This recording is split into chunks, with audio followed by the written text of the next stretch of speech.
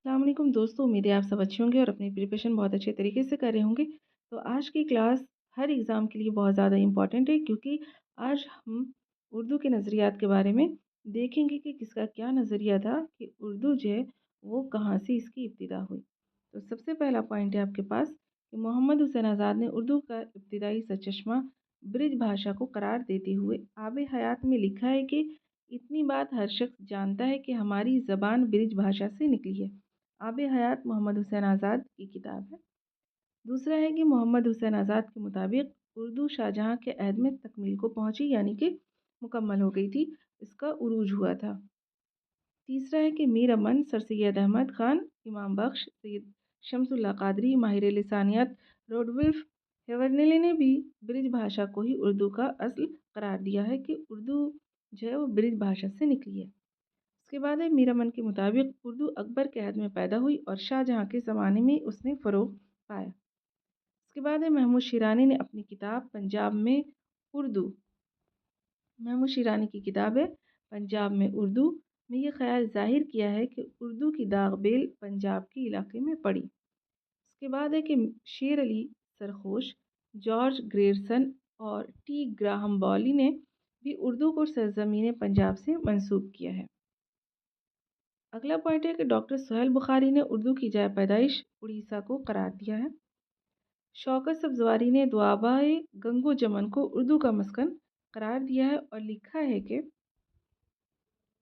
उर्दू पाली से निकली है। उसके बाद है मसूद हुसैन खान ने सरज़मीन दिल्ली और उसके गिरदो नवाह को उर्दू की जाए पैदाइश करार दिया है। ये नेट की एग्ज़ाम में क्वेश्चन पूछा गया। अगला है कि मसूद हुसैन खान ने लिखा है कि नवाहे दिल्ली की बोलियाँ उर्दू का असल मंबा है और हज़रत दिल्ली उसके हकीकी मौलिद मंशा है। नेक्स्ट है कि सैयद सुलेमान नदवी ने उर्दू ज़बान का आगाज़ का सेहरा सिंध के सर बांधा यानी कि सिंध से उर्दू ज़बान की इब्तिदा हुई है।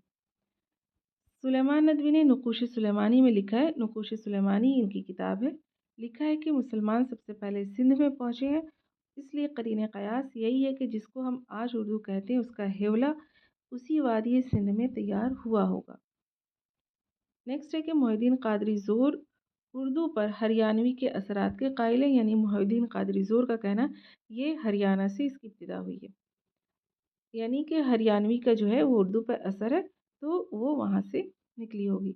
अख्तर औरेनवी ने उर्दू के मगधी से निकलने का कौल यानी कि मगध का जो इलाका है वहाँ से उर्दू की इब्तिदा हुई है, अख्तर औरेनवी का कहना है।